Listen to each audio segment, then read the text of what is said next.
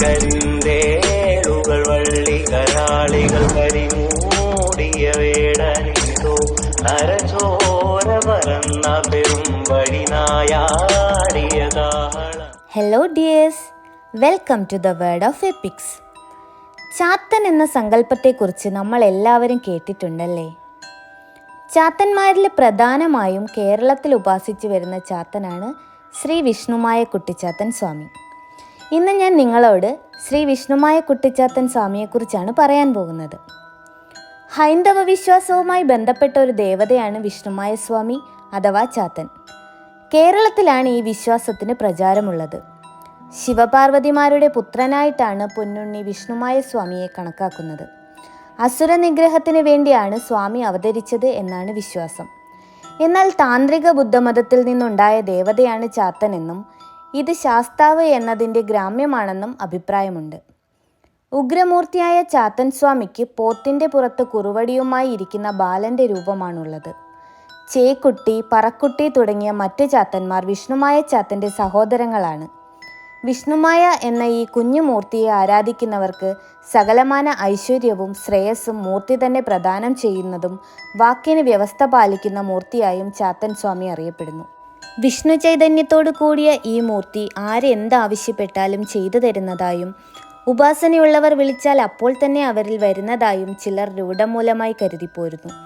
തന്നെ ആരാധിക്കുന്നവരെ സംരക്ഷിക്കാൻ ഈ മൂർത്തിക്ക് മറ്റേത് മൂർത്തിയേക്കാളും ശക്തിയുണ്ടെന്ന വിശ്വാസം ഭിന്നാഭിപ്രായം സൃഷ്ടിക്കപ്പെട്ട ഒന്നാണ്.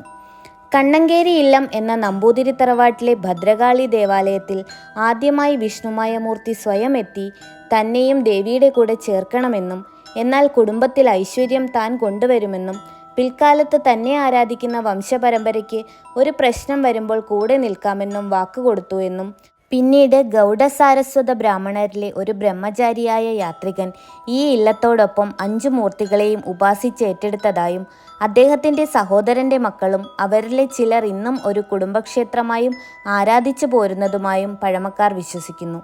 തൻ്റെ ശിഷ്യന്മാരായി വന്നവർക്കും ആ സാത്വികൻ ഈ സ്വാമിശക്തി ഉപദേശിച്ചു കൊടുത്തതായും അവർ സ്വാമിയെ ആരാധിച്ച് തൃശ്ശൂർ കേന്ദ്രമാക്കി ക്ഷേത്രമുണ്ടാക്കിയതായും പിന്നീട് ഇല്ലം വിട്ടു പോന്നപ്പോൾ ഉണ്ടായിരുന്ന ദേവിയുടെ ഉടവാളാണ് ഇടപ്പള്ളി പള്ളിയിലുള്ളതെന്നും അക്കാലത്തെ കുട്ടിച്ചാത്തൻ വിശ്വാസികൾ പറഞ്ഞു വെക്കുന്നുണ്ട്.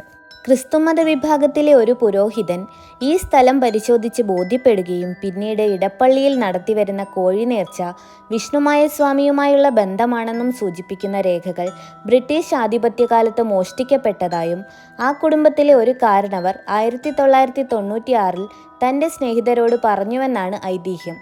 കാപ്പിരി എന്ന മൂർത്തി ആവാഹനബലം കൊണ്ട് വന്നു ചേരുകയും ആ മൂർത്തി പണ്ട് തൊട്ടേ കുടുംബാംഗങ്ങളെ മൊത്തം സഹായിക്കുകയും എന്തിനും എന്നെ വിളിച്ചാൽ നടക്കുമെന്ന രീതിയിൽ ആ കുടുംബത്തിൽ അഷ്ടമംഗല്യത്തിൽ തെളിയുകയും ചാത്തൻ അടുത്ത് തന്നെ കാപ്പിരി വേണമെന്നും തെളിഞ്ഞു എന്നാണ് മറ്റൊരു ഐതിഹ്യം. പരമശിവൻ വനത്തിൽ വേട്ടയാടാൻ പോയപ്പോൾ വനത്തിൽ നിന്ന് മധുരമായ ഒരു സ്ത്രീ ശബ്ദം കേൾക്കുകയുണ്ടായത്രേ. ശബ്ദത്തിൻ്റെ ഉടമയെ തേടിയപ്പോൾ കൂളിവാക എന്ന സുന്ദരിയായ സ്ത്രീയെ കാണുകയുണ്ടായി. അവളുടെ സൗന്ദര്യത്തിൽ ഭ്രമിച്ച് പരമശിവൻ വേൾച്ചയ്ക്ക് ആഗ്രഹിച്ചു. പരമശിവന്റെ ആഗ്രഹം മനസ്സിലായ കൂളിവാക ഭയപ്പെടുകയും അവളുടെ ഇഷ്ടദേവിയായ പാർവതിയെ പ്രാർത്ഥിക്കുകയും ചെയ്തു. കാര്യം മനസ്സിലായ ശ്രീപാർവതി അവളുടെ മുന്നിൽ പ്രത്യക്ഷയായി ഭയപ്പെടേണ്ട എന്നും ഇത് അവളുടെ യോഗമാണെന്നും പറഞ്ഞു. മാത്രവുമല്ല കൂളിവാക മുജ്ജന്മത്തിൽ ശ്രീപാർവതിയുടെ തോഴിയായിരുന്നുവെന്നും പറഞ്ഞു. മുജ്ജന്മത്തിൽ കൂളിവാക ബാലഗണേശനെ ശ്രീപാർവതി അറിയാതെ മുലയൂട്ടുകയുണ്ടായി. ഇതറിഞ്ഞ പാർവതി കൂളിവാകയെ അടുത്ത ജന്മത്തിൽ ചണ്ടാലകുലത്തിൽ ജനിക്കുവാൻ ശപിക്കുകയുണ്ടായി. ശാപം കിട്ടിയ കൂളിവാക കരഞ്ഞുകൊണ്ട് ശ്രീപാർവതിയുടെ കാൽ പിടിച്ച് ക്ഷമ ചോദിക്കുകയുണ്ടായി. കോപം മാറിയ ശ്രീപാർവതി കൂളിവാകയ്ക്ക് വരം നൽകി. അടുത്ത ജന്മത്തിൽ നിനക്ക് ശ്രീ പരമേശ്വരൻ്റെ പുത്രനെ മുലയൂട്ടി വളർത്താൻ ഭാഗ്യമുണ്ടാകുമെന്ന്. മുജ്ജന്മ കഥ പറഞ്ഞ ശേഷം കൂളിവാകയോട് വീട്ടിലേക്ക് ഭയം കൂടാതെ പോകാൻ പറഞ്ഞു. അതിനുശേഷം ദേവി വേഷം മാറി കൂളിവാകയായി മാറി ശ്രീ പരമേശ്വരൻ്റെ അടുത്തേക്ക് പോവുകയും വേൾച്ചയിൽ ഏർപ്പെടുകയും ചെയ്തു. അതിൽ നിന്ന് 400 കുട്ടികൾ ഉണ്ടാവുകയും ചെയ്തു. അതിൽ മൂത്ത കുട്ടിയാണ് കരിങ്കുട്ടി. ഈ കുട്ടിയെ കരിങ്കുട്ടിച്ചാത്തൻ എന്ന് വിളിക്കുകയും ചെയ്തു. നല്ലതും പൊട്ടയുമായ ഒരുപാട് ചാത്തന്മാർ വേറെ ഉണ്ടായിരുന്നു. പറക്കുട്ടി, അറുകൊല, കറുത്തച്ഛൻ, മുക്കൻ, കാപ്പിരി മുത്തപ്പൻ, കുരുടി, കരിങ്കണ്ണൻ എന്നിങ്ങനെ അനേകം ചാത്തന്മാരുള്ളതായി വിശ്വസിക്കപ്പെടുന്നു. ഇവരിൽ ഏറ്റവും ഇളയവനായ ചാത്തനാണ് വിഷ്ണുമായ. ഈ കുട്ടിയുടെ സംരക്ഷണത്തിനായി ഒരു പോത്തിനെയും കരിങ്കുട്ടിച്ചാത്തൻ ഒരു കാളയെയും കൊടുത്തു. ശ്രീപാർവതി ഈ 2 കുട്ടികളെയും കൂളിവാകയെ ഏൽപ്പിക്കുകയും ചെയ്തു. കുട്ടികൾ കൂളിവാകയുടെ സംരക്ഷണത്തിൽ വളർന്നു. ഇവർക്ക് പല അത്ഭുതശക്തികളും ശിവനും പാർവതിയും നൽകുകയുണ്ടായി. ചാത്തന്മാർ പലതരത്തിലുള്ള സഹായങ്ങളും അത്ഭുതങ്ങളും കാട്ടി ആ ഗോത്രത്തിൽ കഴിഞ്ഞു വന്നു. ചാത്തന്മാർ തങ്ങളുടെ വാഹനമായ പോത്തിൻ്റെയും കാളയുടെയും പുറത്തേറി ഈറയും വായിച്ചുകൊണ്ട് വനത്തിൽ ചുറ്റി നടന്നു. തൻ്റെ 7ാമത്തെ വയസ്സിൽ ഗോത്രക്കാർ നടത്തിയ ജന്മദിനാഘോഷത്തിൽ നാരദമുനി വരികയും ചാത്തന്മാരോട് അവൻ്റെ മാതാപിതാക്കൾ ആരെന്ന് പറയുകയും ചെയ്തു. അവരെ കൈലാസത്തിൽ പോയി കാണുവാൻ ഉപദേശിക്കുകയും ചെയ്തു. വിവരങ്ങൾ അറിഞ്ഞ് ചാത്തന്മാർ കൈലാസത്തിൽ പോയി. അവിടെ ശിവന്റെ വാഹനമായ നന്ദികേശൻ ചാത്തനെ കവാടത്തിൽ വെച്ച് തടഞ്ഞു. ചാത്തൻ അകത്തേക്ക് പോകുവാനായി മഹാവിഷ്ണുവിൻ്റെ വേഷം മായയാൽ ധരിക്കുകയുണ്ടായി. എന്നിട്ട് ശിവപാർവതിമാരെ കാണുകയും ആശീർവാദം വാങ്ങുകയും ചെയ്തു. പരമശിവന് ഏറെ സന്തോഷം തോന്നുകയും വിഷ്ണുവിൻ്റെ രൂപം മായയാൽ സ്വീകരിച്ചതിനാൽ ചാത്തന് വിഷ്ണുമായ എന്ന പേര് നൽകുകയും ചെയ്തു. മാത്രവുമല്ല, ചാത്തന്മാർക്ക് എല്ലാ തരത്തിലുള്ള ആയോധന വിദ്യകളും പറഞ്ഞു കൊടുക്കുകയും ജലന്ധരൻ എന്ന അസുരനെ കൊല്ലുവാനുള്ള സൂത്രം പറഞ്ഞു കൊടുക്കുകയും ചെയ്തു. പിന്നീട് ചാത്തൻ 3 ലോകം കീഴടക്കിയ ജലന്ധരനെ പോരിന് വിളിക്കുകയും തുടർന്നുണ്ടായ യുദ്ധത്തിൽ ചാത്തൻ മഹാവിഷ്ണുവിൻ്റെ ആയുധമായ സുദർശന ചക്രത്തിൻ്റെ രൂപം കൊള്ളുകയും ജലന്ധരനെ വധിക്കുവാനായി പിന്നാലെ പോവുകയും ചെയ്തു. ജലന്ധരൻ 3 ലോകത്തും പലയിടത്തും ഓടി ഒളിക്കാൻ തുടങ്ങി. അവസാനം കടലിൽ ഒളിച്ചു. പിന്തുടർന്നു വന്ന സുദർശന ചക്രത്തിൻ്റെ ജ്വാലയാൽ കടൽ ജലം തിളയ്ക്കാൻ തുടങ്ങി. ചൂട് സഹിക്കാൻ വയ്യാതെ കടലിൽ നിന്ന് പുറത്തു വന്ന ജലന്ധരൻ വധിക്കപ്പെടുകയും ചെയ്തു. സന്തോഷഭരിതരായ ദേവന്മാർ ചാത്തനെ സ്വർഗലോകത്തേക്ക് കൊണ്ടുപോവുകയും അവിടെ താമസിക്കാൻ നിർബന്ധിക്കുകയും ചെയ്തു. പക്ഷേ തനിക്ക് പഴയ ഗോത്രവർഗക്കാരോടൊപ്പം താമസിക്കാനാണ് താല്പര്യം എന്ന് പറഞ്ഞുകൊണ്ട് അദ്ദേഹം തിരിച്ചു പോവുകയും ചെയ്തു. ചാത്തൻ്റെ വളർത്തമ്മയായ കൂളിവാകയെ ഭൃഗാസുരൻ എന്നൊരു അസുരൻ സ്വന്തമാക്കാൻ ആഗ്രഹിച്ചു.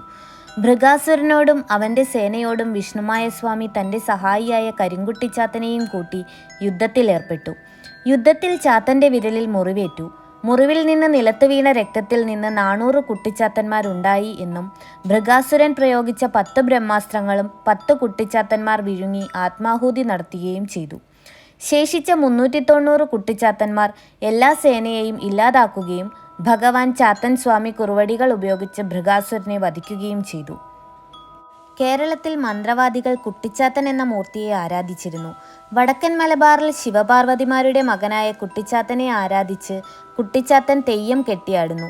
മായാവിദ്യകളിൽ വിദഗ്ധനായ ഒരു മൂർത്തിയായിട്ടാണ് കുട്ടിച്ചാത്തനെ കഥകളിൽ അവതരിപ്പിക്കുന്നത്. വിഷ്ണുമായ സ്വാമിയുടെ പൂജ 3 തരത്തിലാണ് നടത്തുന്നത്. ഉത്തമമായ ദ്രവ്യങ്ങൾ കൊണ്ടും മധ്യമമായതും അധമമായതും കൊണ്ടുമാണ് പൂജ നടത്തുന്നത്. എന്നിരുന്നാലും അധമമായ പൂജയ്ക്ക് തന്നെയാണ് ഏറെ പ്രാധാന്യം പറയുന്നത്. മദ്യം, മത്സ്യം, ചുരുട്ട്, പുകയില, ഉപ്പില്ലാത്ത പുട്ട് എന്നിവയും ചെങ്കുരുതിയുമാണ് ചാത്തൻ സ്വാമിക്ക് ഏറെ ഇഷ്ടം. അമൃത് ദേവന്മാർക്കും അസുരന്മാർക്കും പങ്കുവയ്ക്കുവാനായി മഹാവിഷ്ണു സ്ത്രീവേഷത്തിൽ അവതാരം കൊണ്ടിട്ടുണ്ട്. ഈ സ്ത്രീവേഷത്തിനെ വിഷ്ണുമായ എന്ന് തന്നെയാണ് പറയുന്നത്. ഈ വിഷ്ണുമായയിൽ മോഹിതനായ ശിവനിൽ ജനിച്ച പുത്രനാണ് ശാസ്താവ്. ശാസ്താവ് പിൽക്കാലത്ത് ഉച്ചാരണശൈലി മാറി ചാത്തനായതാണെന്നും വാദമുണ്ടെങ്കിലും വിഷ്ണു ഭഗവാന്റെ മായയാൽ കൂളിവാകയുടെ രൂപം പൂണ്ട പാർവതീദേവിയിലുണ്ടായ കുട്ടികളായതുകൊണ്ടാണ് വിഷ്ണുമായ ചാത്തൻ എന്ന് വിളിക്കുന്നതെന്ന് പണ്ഡിതന്മാർ പറയുന്നു. കേരളത്തിൽ ഇന്ന് നിലവിലുള്ള വിഷ്ണുമായ ക്ഷേത്രങ്ങളെല്ലാം ഇല്ലവപ്പണിക്കർ, ഇല്ലവ വൈദ്യർ, കളരിക്കുറുപ്പ്, കളരിപ്പണിക്കർ സമുദായക്കാരുടേതാണ്. ആവണങ്ങാട് വിഷ്ണുമായ ക്ഷേത്രം, പെരിങ്ങോട്ടുകര ശ്രീമൂലസ്ഥാനം, പരന്തറയിൽ വിഷ്ണുമായ ക്ഷേത്രം കരുവന്നൂർ, കാരണയിൽ മഠം ശ്രീ വിഷ്ണുമായ കുട്ടിച്ചാത്തൻ മഹാക്ഷേത്രം, കാനടിക്കാവ് വിഷ്ണുമായ ക്ഷേത്രം, തിച്ചമ്പള്ളി ദേവസ്ഥാനം, വിഷ്ണുമായ ക്ഷേത്രം ആറ്റൂർ, മായോൻമഠം ശ്രീ വിഷ്ണുമായ ദേവസ്ഥാനം, പൊന്നമ്പലം ശ്രീ വിഷ്ണുമായ ദേവീസ്ഥാനം, ഐഡാവിലകം ശ്രീ വിഷ്ണുമായ സ്വാമി ക്ഷേത്രം, വൈദ്യർമഠം ദേവസ്ഥാനം, ഇലഞ്ഞിക്കാവ്. ഇത്രയും വിഷ്ണുമായ കുട്ടിച്ചാത്തൻ സ്വാമി ക്ഷേത്രങ്ങളാണ് ഇന്ന് കേരളത്തിലുള്ളത്. ഇതോടെ ശ്രീ വിഷ്ണുമായ കുട്ടിച്ചാത്തൻ സ്വാമിയെക്കുറിച്ചുള്ള നമ്മുടെ സ്റ്റോറി ഇവിടെ അവസാനിപ്പിക്കുകയാണ്. നിങ്ങൾക്ക് എല്ലാവർക്കും ഈ സ്റ്റോറി ഇഷ്ടപ്പെട്ടു എന്ന് കരുതുന്നു. നിങ്ങൾക്ക് ഇങ്ങനെയുള്ള കഥകൾ കേൾക്കാൻ ഇഷ്ടമാണെങ്കിൽ ചാനൽ ഒന്ന് സബ്സ്ക്രൈബ് ചെയ്യുന്ന കാര്യം പരിഗണിക്കണം. കൂടെ തന്നെ നിങ്ങളുടെ അഭിപ്രായങ്ങൾ കമൻറ്റ് ബോക്സിലൂടെ അറിയിക്കുകയും സപ്പോർട്ട് ചെയ്യുകയും ചെയ്യണം. പുതിയൊരു കഥയുമായി വീണ്ടും കാണാം. അതുവരേക്കും നിങ്ങൾക്ക് എല്ലാവർക്കും നല്ലൊരു ദിവസം ആശംസിച്ചുകൊണ്ട് ബൈ ബൈ.